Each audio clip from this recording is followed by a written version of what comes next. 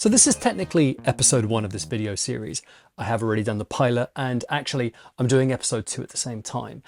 I'm starting to get the sense of how these videos are shaping up. There's an introduction at the beginning, and then I talk, and then I talk some more, and then there's a lot of talking, and then I might pick up an instrument and play for like 6 seconds, and then there's more talking, and then lots of talking, and then a bit more talking, and then I'll just suddenly say, oh yeah, I basically recorded the track yesterday.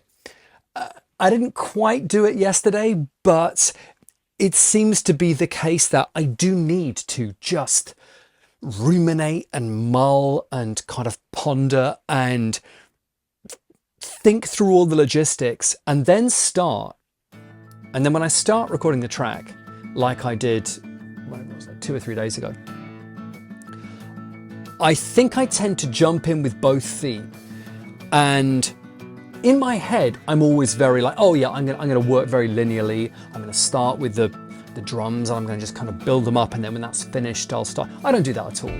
I'm like, I'm gonna mix everything finally. I'm gonna get all the sounds perfect. I'm gonna do this thing. I kind of jump into it chaotically, do everything at once, and then start to realize that it sounds terrible. And then I get stressed about it. But at this stage, having been doing it for so many years, I'm stressed, but I'm used to it. And I'll basically sleep on it and think, all right, this thing doesn't work. Maybe I can try this. I've probably got that one the wrong way around. Maybe I shouldn't do this on keyboards. Maybe this should be on guitar. And then I'll attack it again, and then it will sort of start to come together. And then just very quickly, it's all I want to work on. I focus on it. I'm just kind of jumping in, fixing. And then I get to the point where I'm at now, where there's still quite a bit to do, but I feel I understand the track. I need to do the vocals. I'll do them tomorrow. And I need to kind of add a lot of little touches. I think I need to finesse a lot of details. I think that's the kind of track it's going to be. But yeah, I feel like I get it now. And I think that's the pattern of how these videos are going to work.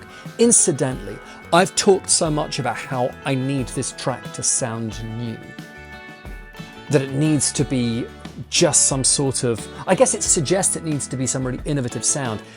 Taking a step back, it's not wildly new, it's not wildly innovative. But at the moment at least, I am happy with it, because I realize I'm not craving something wildly innovative. I'm not looking for reinventing the wheel. I just want something fresh, a fresh perspective. When I break down the various different components, like the drums for a lot of the track are, if you just look at them in isolation, kind of fairly standard, sort of, indie funk rock from the 90s drum kit.